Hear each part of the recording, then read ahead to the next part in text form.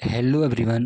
आज हम आप लोग को बताएंगे क्लास 12th का biology very important question chapter 1 board exam 2026।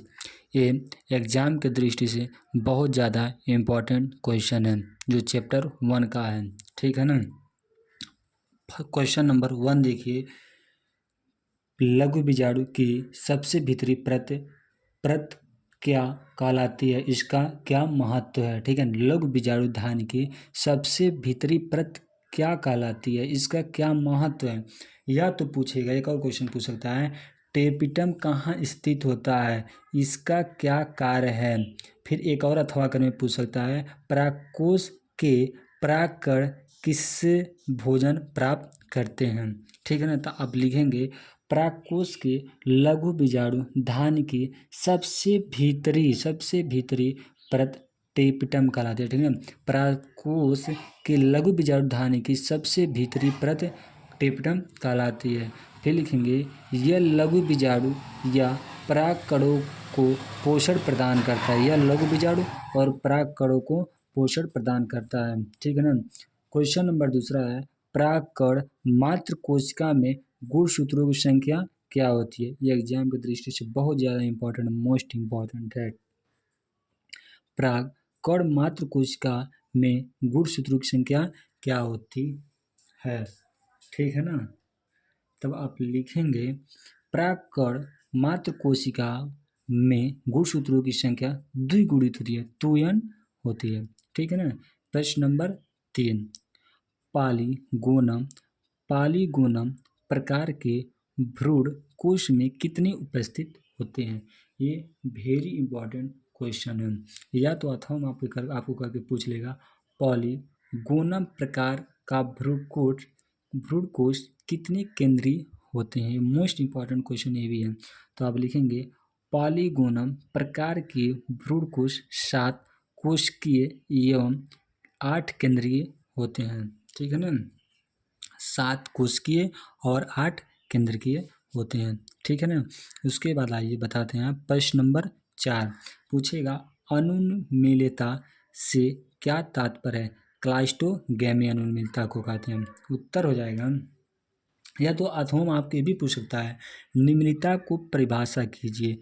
या तो पूछेगा अनुन्मील्य प्रागड़ी पुष्पों में परागकण के प्रकार को स्पष्ट कीजिए। तब आप लिखेंगे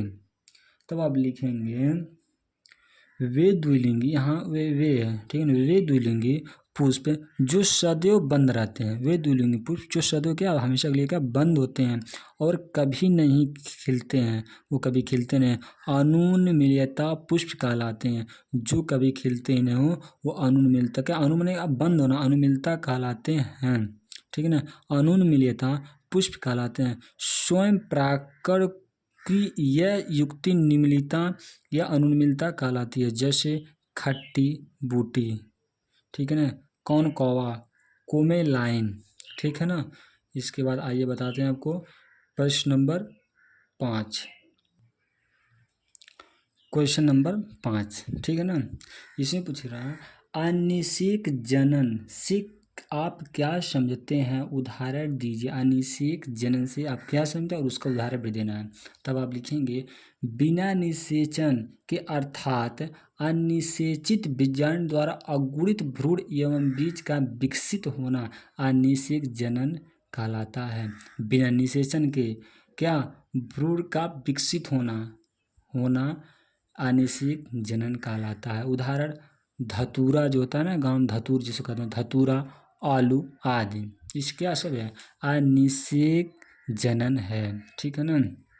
प्रश्न नंबर 6, बहुभ्रूणता की परिभाषा कीजिए। बहुभ्रूणता की परिभाषा की, बहुमिन से पता लगा अनेक होला ना, बहुमिन का से पता चला कि बहुत ज़्यादा।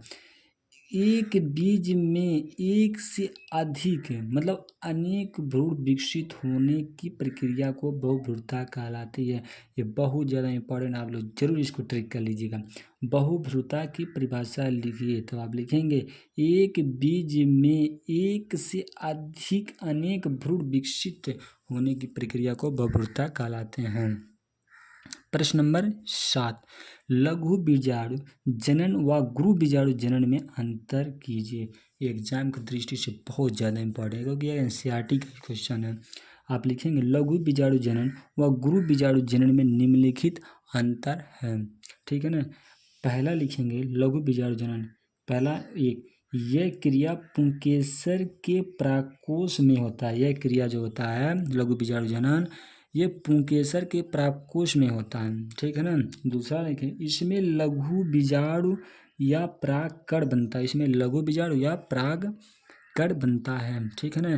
तीसरा लिखेंगे, इसमें 4 लघु बीजाणु प्राप्त होते हैं। इसमें 4 लघु बीजाणु क्या प्राप्त होते हैं। ठीक है ना। फिर उसके बाद लिखेंगे गुरु बीजाणु जनन, यह क्रिया बीजांड के अंदर होता है।